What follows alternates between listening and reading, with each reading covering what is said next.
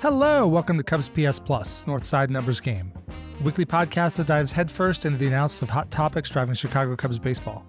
I'm your host, Mike Waller, a lifelong Cub fan, full-time baseball stat nerd, and sometime youth baseball coach. CubsPS Plus is part of the Bleacher Bunch productions on the Fans First Sports Network, joining great shows like the Sun Ranto Show, Cup of Cubby Blue, and Baseball Rabbit Hole. To find us, just find Bleacher Bunch in your podcast player. And CubsPS Plus is always available ad-free to Patreon supporters at patreon.com/CubsPS Plus, where you can support the show and find a variety of benefits for as little as $1 a month. In addition to the podcast feeds, you can also find me on Twitter or X, Instagram, TikTok, Threads, Blue Sky, and YouTube, all at CubsPS Plus, a spin on the baseball metric OPS Plus. Love the pod or hate it, please drop a review wherever it is you get your podcasts. If you've done that, thank you so much. Maybe you can share this episode with a friend. It's August 20th, 2024. The Cubs are 61-64 and set to welcome back Javi Baez tonight for his first trip back to Wrigley. Are you ready? I'm ready. Here we go. Welcome into episode 86. No Cubs have ever worn number 86, but let's focus on 86 wins. That's where the third wildcard spot is currently projected to finish, the Braves. And it's a magic number that will get you in the playoffs more often than not. We'll dig into that. But first, there's breaking news today. So I was all set to record a couple hours ago, but I had a work meeting. I wasn't sure I was going to finish before the work meeting, so I let it go. And sure enough, in that time, big news today. The Cubs have DFA'd Hector Neris. He's already cleared waivers, so the Cubs are going to give him his outright release today. It's a surprising move for me. I see where it's coming from. I totally understand where it's coming from. He's really struggled. I'm going to make my Hector Neris defense before I get into why this move probably had to happen and what's going to come from here. So Hector Neris was signed this offseason. He's had a really good run, especially the last few years with the Astros, as a good setup man. Last year, he was a great setup man. And the Cubs brought him in to be a big part of this bullpen, to be the setup man for Adbert Alzolay, who was going to be a closer this year. And early this season, Adbert clearly struggled. We've talked about that so many times.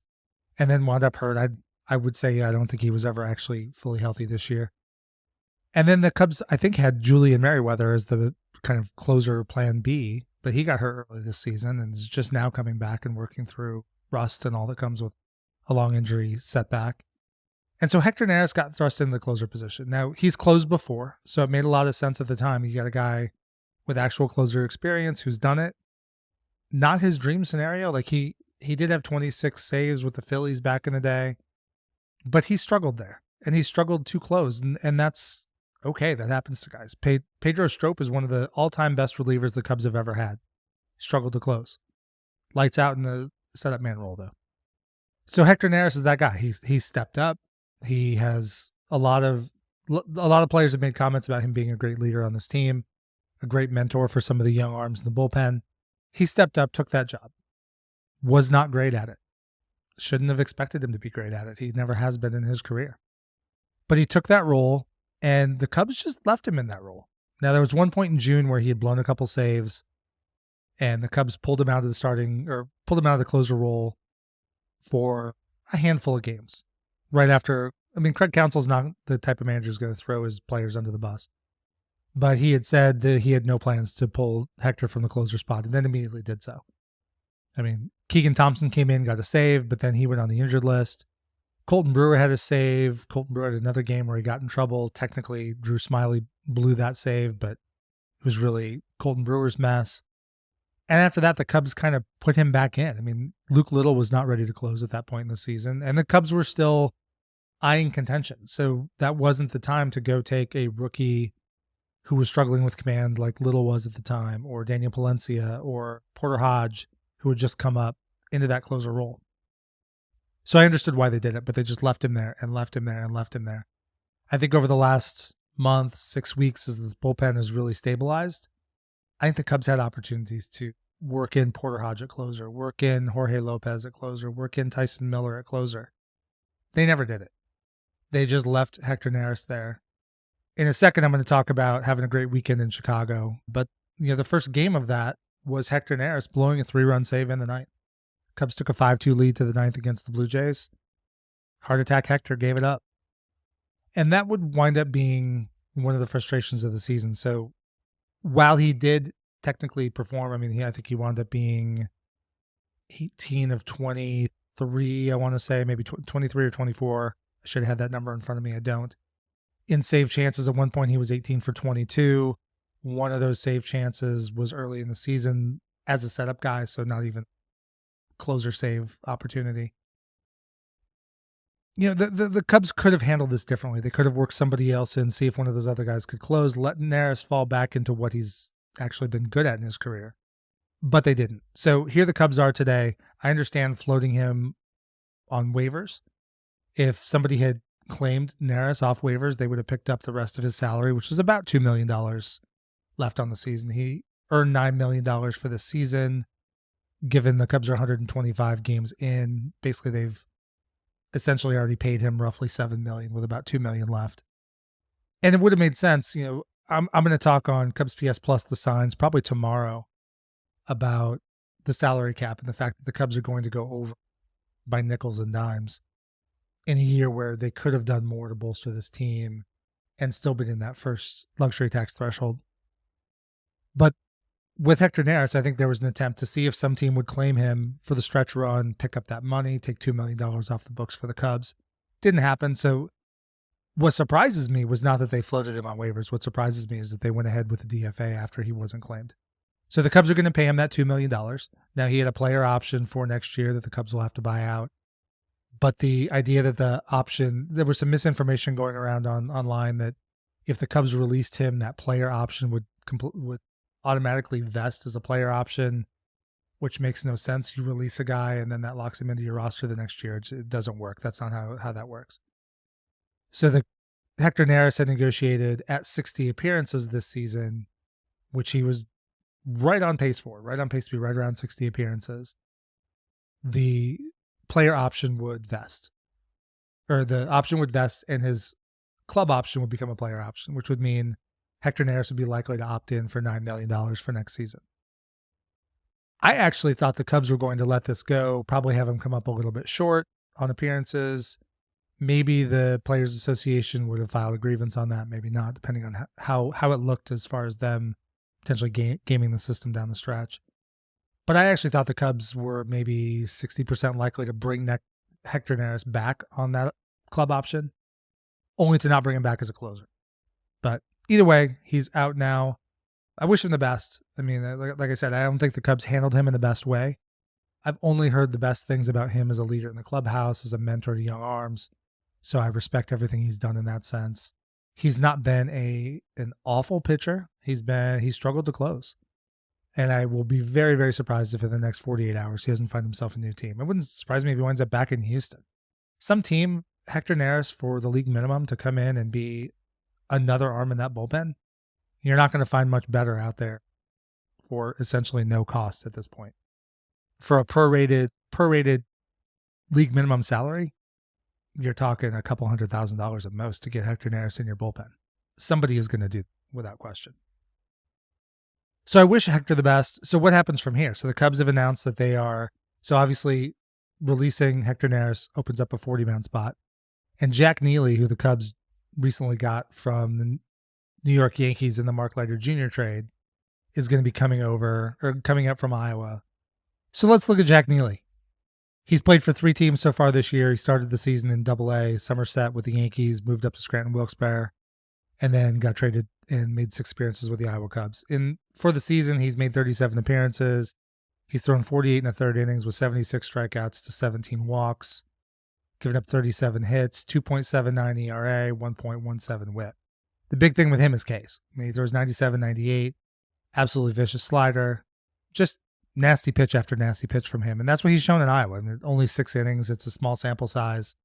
He's given up 4 hits, no earned runs, 13 strikeouts to 1 walk with the Iowa Cubs. And it's time to see what he's got. So it's going to be fun to see this Cubs bullpen. We've talked about it before, has more and more and more young arms coming up through the system. They have, at this point right now, of course, they had Hunter Biggie. They traded in the Morel deal. But, Luke Little, he's out for the year, but he throws hard. Got Porter Hodge, who looks really good. They traded for Nate Pearson. They've got Julian Merriweather throwing gas. Now they've got Jack Neely coming in. this bullpen has really transformed itself over the last couple seasons, I think, into what the Cubs clearly are trying to make this bullpen to be. So it'll be interesting to see who picks up the closer role for the Cubs. Jorge Lopez closed on Saturday, got the save, gave up a home run, but then struck out the side. So he looked really good, as he has since the Cubs picked him up after the Mets released him earlier this season. I'm going to continue to beat the drum for Porter Hodge. I think Porter Hodge has future closer written all over him. He's got that tight, nasty slider. He's got a plus fastball, and he's really cut down on the walks. Now he walk a guy or two over the weekend. But I think he's got that closer stuff, and I think it's time to start to see it. So the question now is, what do they do the rest of the season? Do they go kind of closer by committee and see some of Hodge, some of Lopez, maybe some of Tyson Miller, maybe some of Julian Merriweather? Or do they say Jorge Lopez or Porter Hodge is that guy and go? Either way, I'm happy we're not going to see Hector closing. I'm never going to take delight in a major turn in a player's career. I think Hector's a good dude, and I think, I wish him the best. I think he's going to catch on with a contender and be just fine. So I wish him the best, but it was clearly time to make a change in the Cubs closer role, and if this is how it has to happen, then so be it. So Hector Neris is out. Jack Neely is in. Maybe we'll see Jack tonight. Typically, what I've seen from the Cubs the last couple of years is they don't necessarily like to play the guy they just called up the day they call him up. Let him come up, get acclimated a little bit. But we're going to see Jack Neely in this Tiger series, almost certainly. So that aside, now let's get into the things I was planning on talking about in this episode. We'll talk more about the Hector Neris trade as it goes. But so this weekend I was lucky to be able to spend a full weekend in Chicago. I caught the Toronto Blue Jays series. I took my 13-year-old, my youngest, Andrew. And it was just a magical weekend. I mean, the weather was mostly good. I think it rained on Saturday, a little bit on Sunday too. But, getting to take my 13-year-old who loves baseball and is really, kind of entering his, like baseball is peaking for him at this point, to be able to go and take him and basically dedicate a weekend to baseball was fantastic. We got there basically at gates open every day. He was able to go on field to watch Toronto take batting practice on Friday. So we got to see, some really good major league hitters in there. Even though Bichette didn't play this weekend, he was down there taking swings. So got to see Bichette take a few passes in the cage. Saturday, we were able to meet, former Cub, Bill Madlock. I remember him more. I remember him a lot as a kid, but I remember him as a Pirate. But he did win 2 batting titles early in his career with the Cubs. Got his autograph. We got to walk through the Cubs Hall of Fame. We spent time around the statue row. Got to see the new Rhino statue. We also went to the Ryan Sandberg pop-up exhibit, which is great. We got to see his 9 gold gloves, his 7 silver sluggers, a bunch of video highlights. I got to talk to my kid about how great Ryan Sandberg was back in the day. So, I mean, it was great. We got to see the Cubs win 2 out of 3. I got to meet up with some people I've gotten to know through the podcast circuit. Shout out Cody Del Mendo, the Sun Ranto crew, Michael Cotton and Danny Rocket. Met Corey Furlong, who's one of the ranters. Blake Beard. It was a really good weekend. And anytime you get back to Wrigley Field, it's special. The fact that they played mostly decent baseball, won 2 out of 3, in great weather on Friday. Friday was actually the day I was worried about getting the rain out. Looking at the advanced forecast, it looked like maybe 60% chance of rain. Looked like we might have some long rain spells, but no, Friday was gorgeous. It was Saturday, wound up being a little spotty with a couple rain delays. Unfortunately, it cost us seeing a full outing from Justin Steele.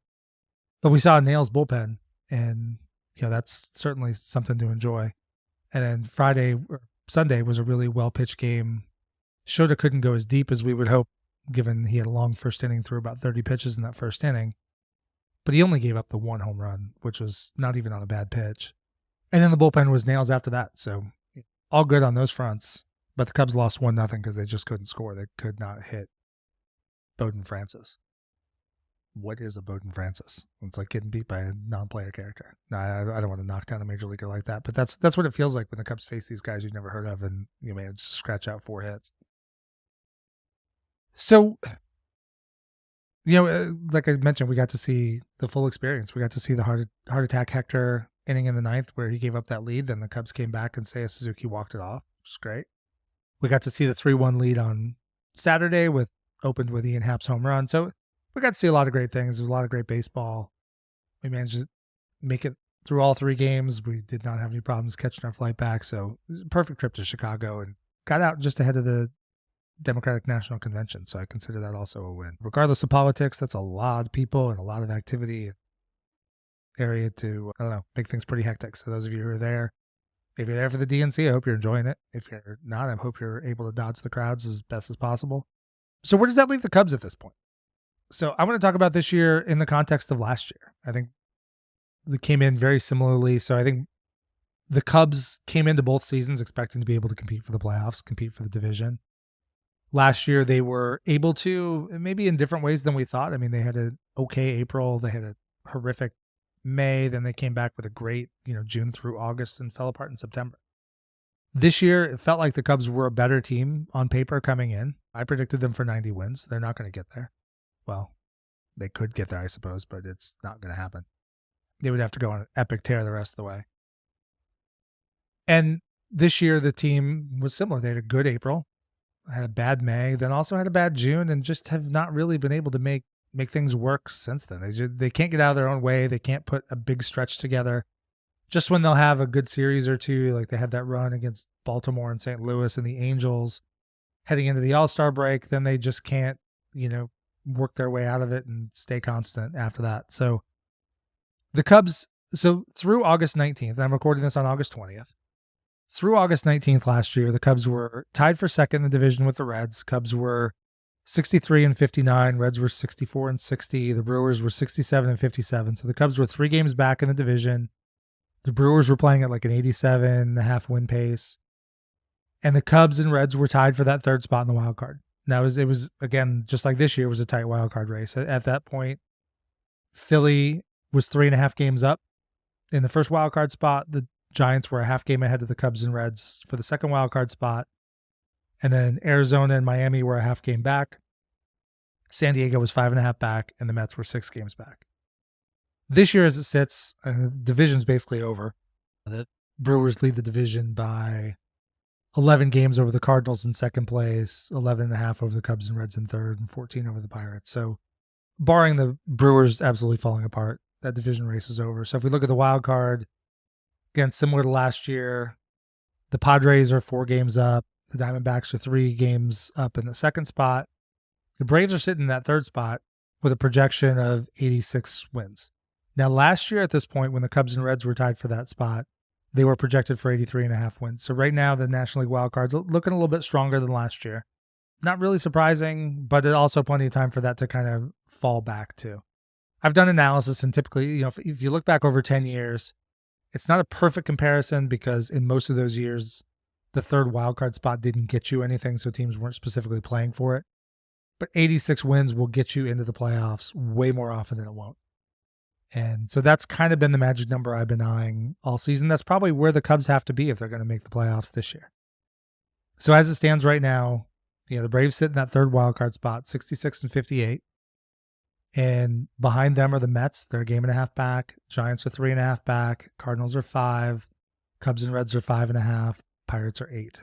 That's probably the extent of, even the Pirates are stretching it for who's truly in contention at this point. I think it's really that 5.5, 6 game line at this point that, if you're not there, you're going to have to win like 80% of your games the rest of the way to make it. And what's going to happen, we see this every year. So all those teams are clustered. So from the Reds on up, it's 8 teams fighting for 3 spots. So already the odds are against it. The Cubs are, I think, around 4.5% odds for the playoffs right now. Sounds about right. I mean, the Cubs don't have the tiebreak with the Cardinals. They don't have the tiebreak with the Reds.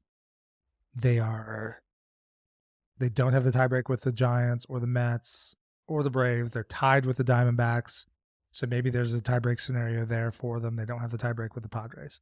Should the Pirates get hot and come up, the Cubs have 6 games left. The Cubs could still win that season series, but I don't think that's going to matter. So the Cubs have to win a lot of ball games. And what happens every year is out of this cluster, a couple of teams are going to rise and a couple of teams are going to fall, and most teams are going to kind of stay about the middle. So let's look back at last year, what happened. So from that point on August 19th, the Brewers only had a 3-game lead in the division. So that the Central Division was very much in play at this point for the Reds and the Cubs at this point in the season last year. But over the rest of the season, the Brewers projected for 87.5 wins, wound up winning 92 because they went 25-13 down the stretch and just ran away with the division. The Cubs were 500. They went 20-20 in their last 40. The Reds went 18-20, so the Cubs were able to edge them out a little bit. And then you look through the wild card. I mean, the Phillies were the strongest team, and they stayed that way. They went 23-16 down the stretch and cruised to the number one wild card position. San Francisco, on the other hand, they were one of those teams that fell apart. I mean, they were 64-59, a half game up over the Cubs and Reds for the second wild card position. Ended the season 79-83. So they went 15-24 down the stretch. Really started by the Cubs, that Labor Day series where Justin Steele dominated them. The Cubs swept. That was kind of the peak of the Cubs season. It was kind of all downhill from there for the Cubs. But San Francisco fell apart and fell out of it. Arizona, they kind of rose up. They had already kind of played their way into it by this point, but they were half game out. They went 20-17 the rest of the way. So, a couple games better than the Cubs, and that's where they finished. The Cubs didn't have to do a ton. If the Cubs had gone 22-18 instead of 20-20, they'd have been in the postseason. The Marlins did the same thing as Arizona. They wound up tied at the end of the year. They also went 20-17 down the stretch. The interesting team for me is San Diego. So they were 5.5 out. Of course, San Diego had spent so much money the previous couple off seasons. They really thought they were geared up to make a run and win the division and really battle the Dodgers for supremacy in the West. They got off to a horrific start, but they stuck with it. They actually added at the deadline. And as of August 19th last year, the Padres were 59-66. They were 7 games under 500. Well, they did go on a tear. They finished 23-14 over the rest of the way to finish 82-80.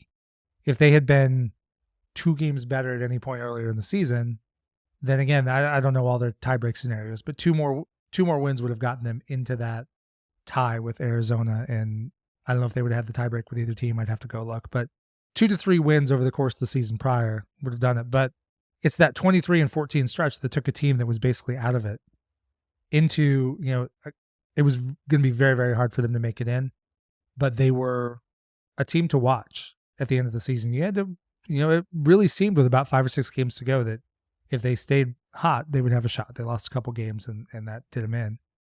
So we look this year, like which teams are going to step up. The Cubs are 5.5 back, that same spot San Diego was in. And you see that, I mean, last year the Padres went 23-14 down the stretch and that wasn't enough. The Cubs maybe can only lose 11 or 12 more games the rest of the way. It depends on what the teams in front of them do. And we kind of have clusters, right? So there's the Reds, Cubs, Cardinals are all, and maybe Giants, all within about 2 games.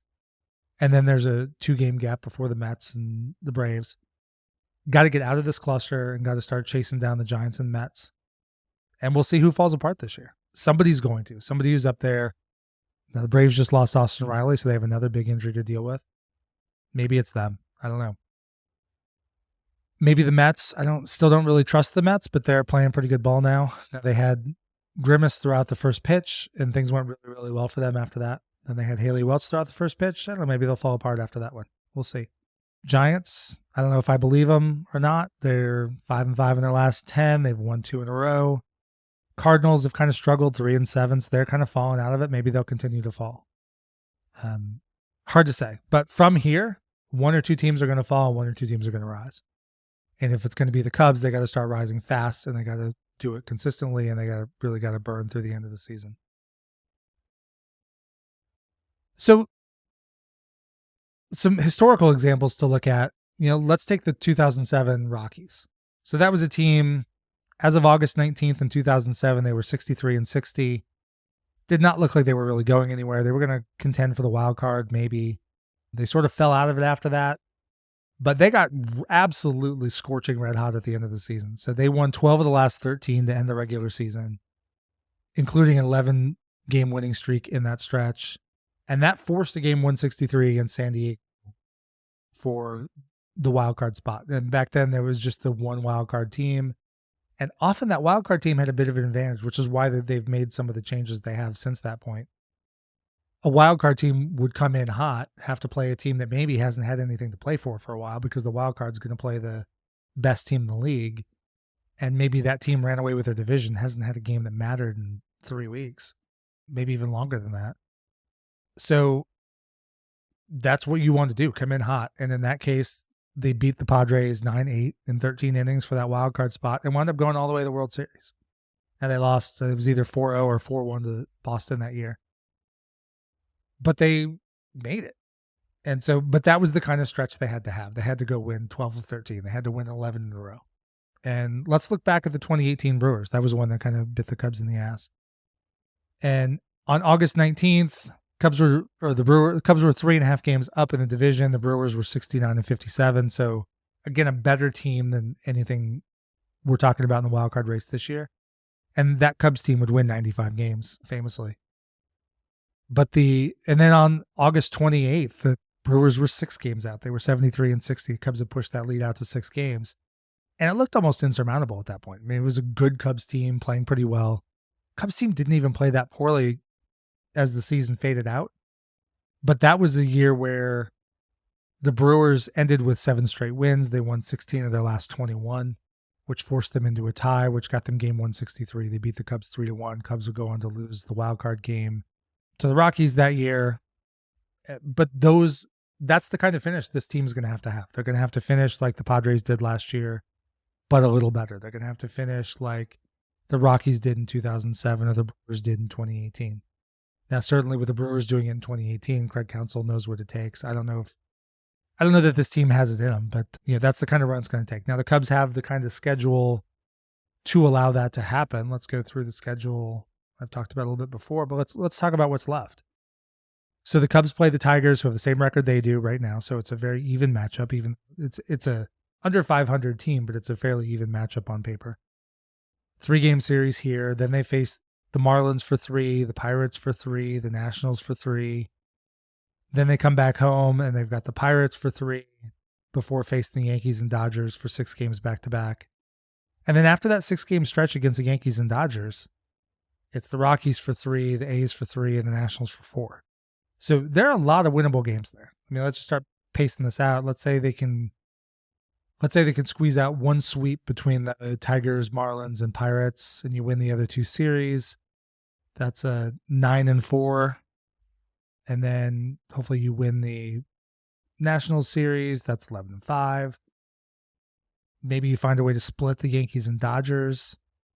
That's 14-8.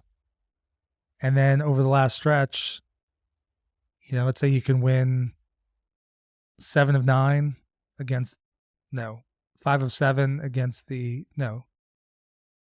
will do the math in my head and I will get this right. 7 of 10 from the Rockies, A's, and Nationals. And so that's 7 of 10. So that's 7-3, 10-6. So that could be a 19-9 heading into the last 2 series against the Philadelphia Phillies and the Cincinnati Reds. The Cubs can probably only afford to lose 11, maybe 12 games the rest of the way. 19 wins would put them at 82 with 6 games to go. And they would probably need 4. They'd have to win both those series. Ideally, maybe they'd find a way to go 5-1 in the last 6. But that's really what it's going to take for them to get through this series. They're going to have to win basically every series from here out, get a couple of sweeps. Hopefully they can split against the Yankees and Dodgers. Now, if they steal some against the Yankees and Dodgers, that gives them a little extra cushion. But it's, I'm not sure how likely that is. At least they get the Yankees at home. They're going to LA. Those West Coast trips are tough. But that's what's in front of them right now. So we'll know in the next week or so if there's even a chance. I mean, if the Cubs don't win the series against Detroit and the Marlins ending the rest of this week, if they lose either of those series, it's over. And not technically sure the Cubs could do what the A's did or the Rockies did and win 11 in a row or 12 of their last 13, but it's just not likely. So that's what the Cubs have in front of them. So the question I have now is so how did the Cubs get here? I mean, the Cubs were a good team last year. They were a bit of a flawed team. And, theory made the team better. For me, I have to let's talk about pitching first, because I think the offense has to bear the brunt of the blame. But last year, a lot of things about the pitching are pretty consistent. I mean, what stands out to me is the Cubs strike out more guys this year, especially in the starting rotation. So last year, the Cubs Starting pitchers struck out 7.64 per 9 innings. This year, they're 8.3. And overall, the Cubs have gone from 22nd in Ks per 9 to 13th. So the bullpen is a little better than last year. They're 8th this year. They were 11th last year. But it's that starting pitching that's really made up the difference. It's made their starting pitching better and deeper. I mean, before he got hurt, Jordan Wicks was getting a lot of whiff. Ben Brown was getting a lot of strikeouts. Shota Imanaga has really increased his K rate. Increased the K rate of this team. He came in and is thrown really well. Justin Steele continues to strike out more guys. And it's been good to see. That helps limit traffic on the bases. Walks are way improved this year. So last year, the Cubs were 13th on the league in overall walk rate. Actually, no, this year they're about the same. Sorry. They were 13th overall last year. They're 11th this year. They were fourth in starting pitching walk rate this year. 6th last year. Bullpen's still walking too many guys. They're 25th this year. They were 24th last year. So that's one area where the Cubs need to improve. And that's one area where the bullpen has struggled this year. Just walk too many guys. But that's kind of a net over the year. ERA is a lot better this year. They're 5th in the league in ERA this year. They were 15th last year. And the big game there, really it's across the board. They went from 14th in the league last year with a 4.33 starting pitcher ERA to 6th in the league this year with 3.79. Last year, they were 13th with a 3.96 bullpen ERA. This year, they're 6th with a 3.62. Now, that's kind of very much Jekyll and Hyde night and day. I mean, the Cubs bullpen was atrocious the first 2 months of the season, even heading into June. But really, since about June 1st, the Cubs bullpen has been one of the better pens in baseball. So it's really leveled out. They're really getting the job done right now. You look at, I'll kind of compare it. So ERA is an actual result. That's a measure of what has happened on the field. And I also like to look at xFIP, fielding independent pitching, to kind of see like what's expected based on the stuff they're throwing. Are they trending a little bit lucky, or are they playing to their defense really well? It's not always luck. It's sometimes the fact that the Cubs have a good defense. And the xFIP is not really that different than last year. Last year they were overall as a staff, they were 14th at 4.26. This year they're 15th at a 4.08. And scoring and hitting overall is down in the league, so numbers are better this year. They were starting pitching was 15th with a 4.29. This year they're 14th with a 4.06. Last year they were 15th in the bullpen with a 4.21. This year they're 18th with a 4.12. So the Cubs, just like last year, have been better than their expected FIP. A lot of reasons for that. Probably some luck factor to some extent, although we're at a pretty high number of innings at this point, and it's also a trend going on 2 seasons, so it's not just luck. Javier Assad is some of that. Javier Assad is a guy I've talked about quite a few times on this podcast. His numbers don't always make a lot of sense. He'll pitch his way into trouble and get himself out of trouble. Hector Neris had done a lot of the same until very recently. The one negative that stands out this year is this time last year, the Cubs had blown 10 saves. This year, they've blown 22. And a good chunk of those, 10 or 12 of those are legitimate closer saves. Blown saves that happen in the 9th when the guy known as the closer comes in the 8th inning. It's just been, and most of those were early in the season. As of, I want to say, certainly by the All-Star break. I think by late June, by like mid-June, they had blown 18. Then I remember talking about the Cubs had gone like 35 straight games without blowing a save before they'd blown a couple more. So they blew 18 in the first 2.5 months, and then last month and a half they've blown 4. So 4 is still too many, especially at a time, as we've talked about, their margin for error is essentially 0 at this point. But that bullpen has been a lot worse. All the other numbers kind of line up. I mean, Cubs were 3rd overall in hard hit rate last year, 4th in barrel rate. This year they're 5th and 8th. So top 10 staffs in limiting hard contact. And that's how you wind up having an ERA that's better than your expected FIP. Your defense is going to FIP is supposed to factor out defense, but still when you're not having hard hit balls, you're just going to limit damage. Don't give up a ton of home runs. It makes it harder to stack big innings together. So on the whole, the Cubs had a good pitching staff last year, and they followed it up with arguably a better pitching staff this year. Right? Actually, I'm not even sure it's arguable. I think it just is fact. What stands out to me is obviously the offense. So last year at this point, so again, through August 19th last year, now at this point last year, the Cubs had played 122 games. Now the Cubs have played 125 games. Cubs have scored almost 100 runs fewer. Last year they scored 613 through August 19th. This year they scored 522. I mean, that last year that had them 5th in baseball. This year they're 20th. I mean, there's your difference. Just simple. Runs scored. We don't need any advanced stats for that. We'll go a little deeper to look at why, but the advanced stats pretty much tell the tale. I mean, the basic stats tell the tale. They're just not scoring runs. K rate's about the same. Last year they were 23.5%, 18th in baseball. This year they're 23%, 18th in baseball. Last year they were 9.4% walk rate, 5th in baseball. This year they're 8.7% walk rate, 6th in baseball. So they're taking their walks, a little bit below average on strikeouts, but not really catastrophic on Ks. Their overall isolated power was a little bit better last year, 0.165 for 18th in baseball. This year they're 0.15 for 21st in baseball, but that's not a huge difference. You look at the slash lines, and now average is down across baseball this year. We know the league is hitting about 242, 243 this year. Last year was closer to more like 250. But the slash line last year of 255 average, 332 on base, 419 slug. That was good for 10th, 4th, and 11th in baseball. So the Cubs put a ton of guys on base last year. They were 4th in baseball and putting guys on base. They were above average in slug and above average in batting average. That's how you wind up scoring the 5th most runs in baseball through that point. This year, the Cubs are slashing 234, 309, 384, which is good for 24th, 17th, and 20th in those three categories. They're just a below average offense in every category. They're a little below average in getting guys on base. That's propped up only because they're 6th in walk rate. Their power is way down. Their overall homers is way down. Last year, they hit 149 homers in the 122 games. This year, they've hit 129, 125. Last year's homer count was 13th in baseball. This year it's 22nd. So they went from an average team in home runs to 22nd. If you look at Fangraphs WAR, they were 18.8 at this point last year, 7th in baseball for an offense. This year they're 12.6 at 18. You look at WRC Plus. As a team, they were 106. So as a team, they were 6% above average last year. This year they're 96. They're average of 4% below average.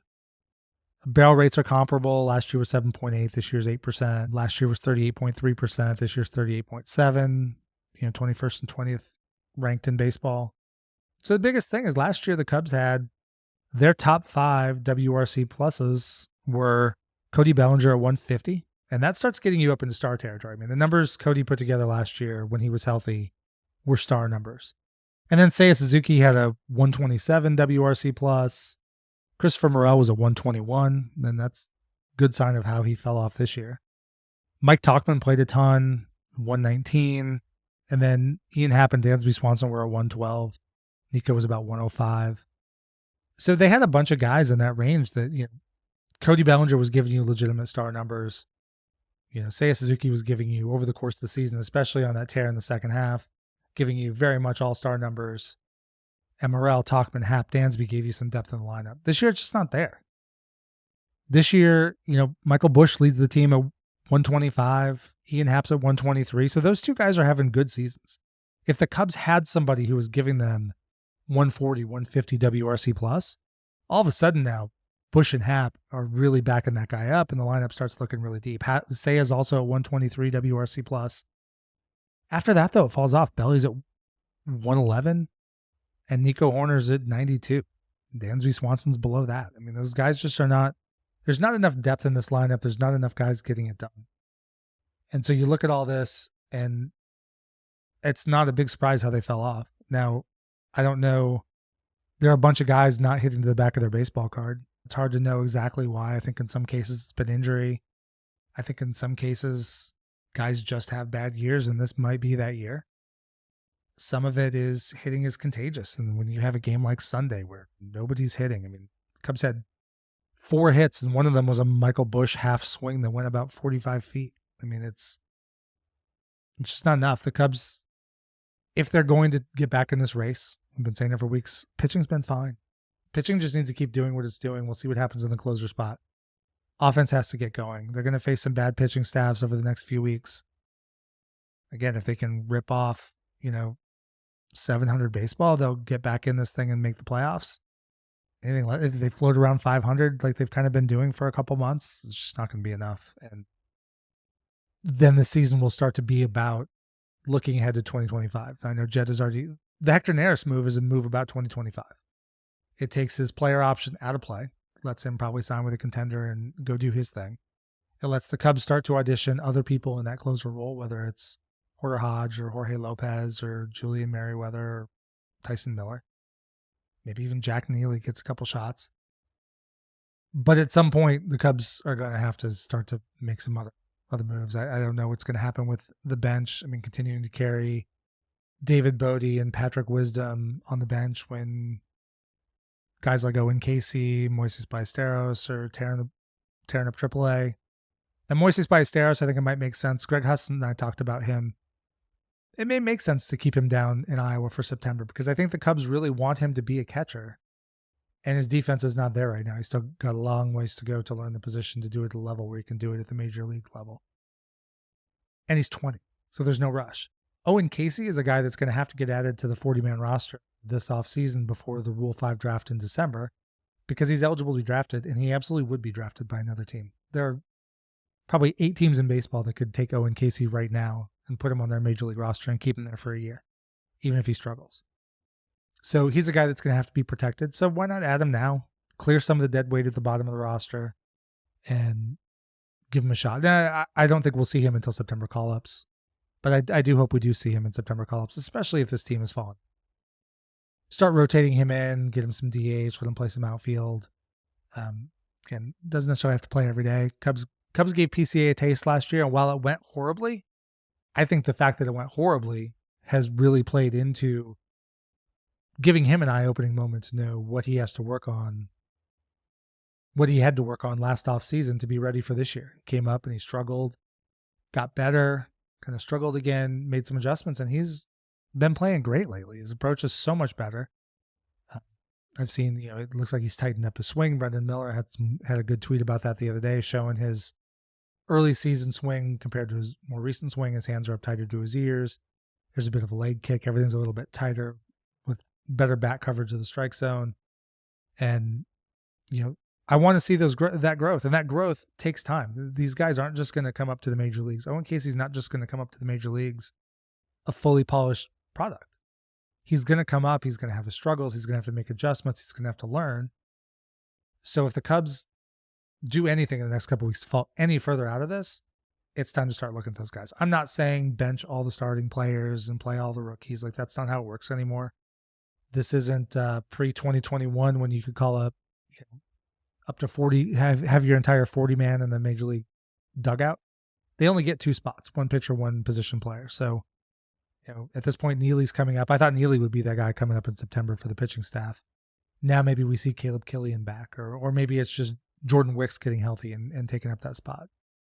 On the offense side, who knows? It could be bringing up Miles Mastrobuoni again. I think that'd be, as much as I like Miles, I've made his defense many, many times. And I'm in favor of keeping him on the 40-man roster unless they find somebody to do what he does better than he does it. And that's playing 6 positions, having a good arm, having good speed, having a solid bat. I know people will take objection to that with what he's done at the major league level, but look back at his minor league numbers. He's hit everywhere. When he got to play last year for a consistent stretch, he produced. He could play. But he's not an exciting September call-up. Like, I would much rather advocate for Owen Casey coming up and getting that shot. Start that clock. Start figuring. I know starting the clock is a bit wonky, but coming up as a September call-up doesn't significantly start your major league clock time. He's going to go on the 40-man anyway. Come up and give him a taste. Maybe he'll struggle, and that'll give him something to work on in the offseason. But with that, Javi's coming tonight. If you're going to the game, give him a big round of applause. He deserves it. I know this has not worked out for him in Chicago. It has not worked out for him in Detroit, but he's always going to be loved in Chicago. I'm always going to love that guy, even though I can make all the defenses about it being fine that they didn't sign him long term. Javi being Javi is some of the most fun I've had watching baseball. So cheer for him tonight. Hopefully, I'm sure he's going to do some damage against the Cubs. Hopefully the Cubs win anyway. And, let's figure out over the next week whether the Cubs are in or out. Go win 6 in a row or, lose 3 games and just acknowledge you're out. And we'll revisit But stay tuned. I'm going to have an episode of CubsPS Plus The Signs this week, talking about the salary cap and what the Cubs have done over the last 2 seasons. And with that, go Cubs. Thank you for joining me today. If you like this episode, please drop a rating and a review wherever you get your podcasts, and share the episode with a friend. Just a few seconds from you gives me great feedback and helps other Cub fans find the show. You can find me on Twitter, Instagram, TikTok, Threads, Blue Sky, and YouTube, all at CubsPS Plus. And check out the Patreon page, patreon.com/CubsPS Plus, to help support the show. As always, the theme music for this podcast is Prospect Park West by Jerry McCoy. This is Mike Waller, host of the CubsPS Plus podcast. Every day with Cubs baseball or talking about Cubs baseball is a great day. Go Cubs!